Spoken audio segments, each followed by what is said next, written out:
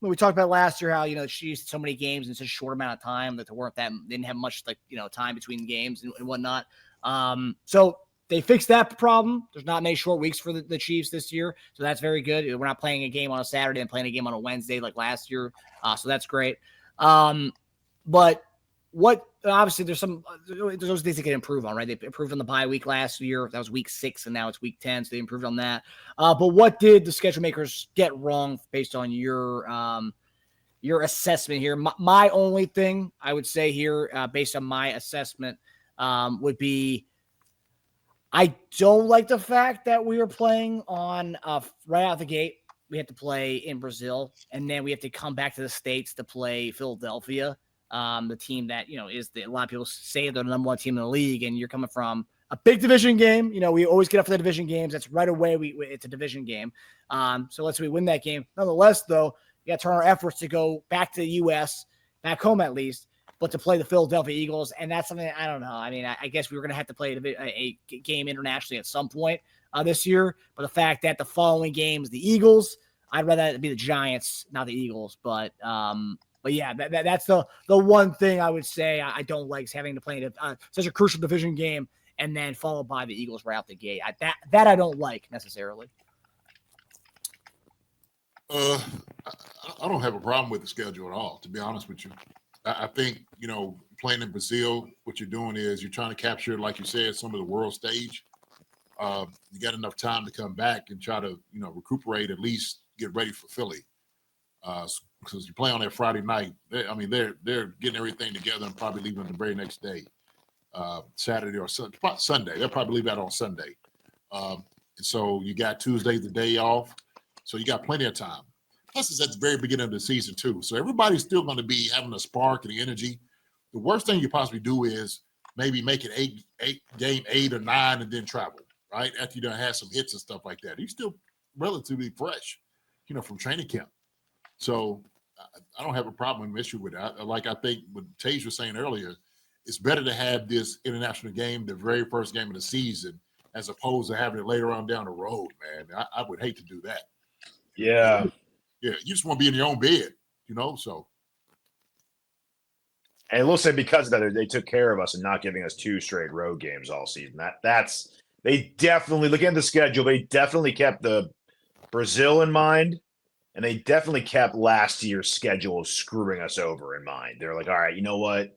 We put you guys through the ringer. Last year was planes, trains, and automobiles for you guys all season, so we'll make up for it. We'll make up for it.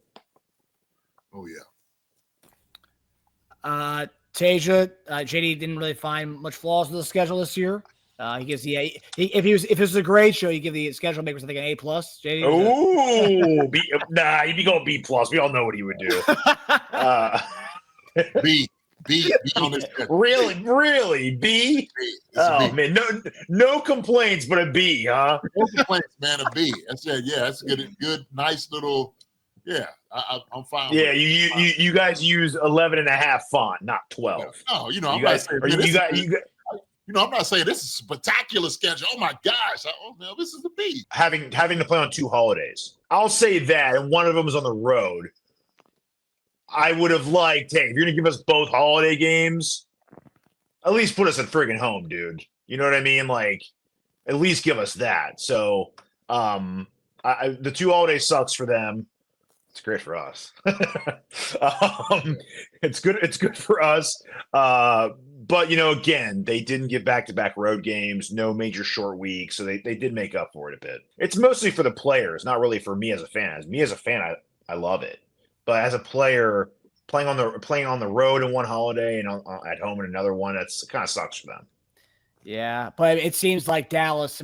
Dallas is the home team for all the Thanksgiving games, and then the Chiefs. It seems like we are, like Clark Hunt apparently, is pleading with the league to make us the Kansas City Christmas team.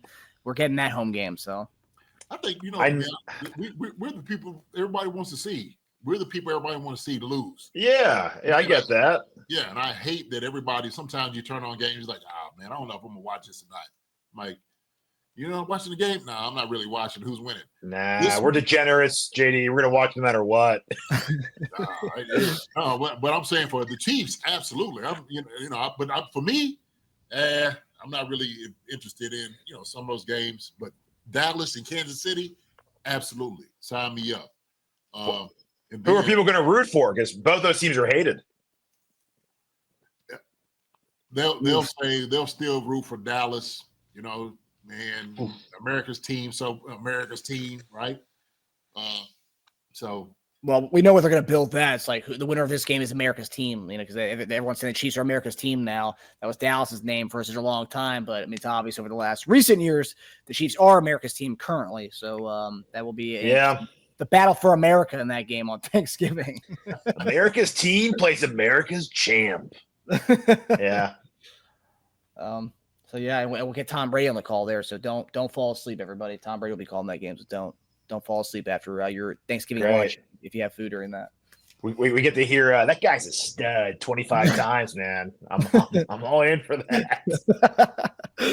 Hi, everybody. Thanks for watching. Subscribe here to get the latest from the show. Also, be sure to check out the best clips from Chief Concerns. And if you prefer to listen to the show, subscribe and follow us on Apple Podcasts, Spotify, and anywhere else you get your podcasts.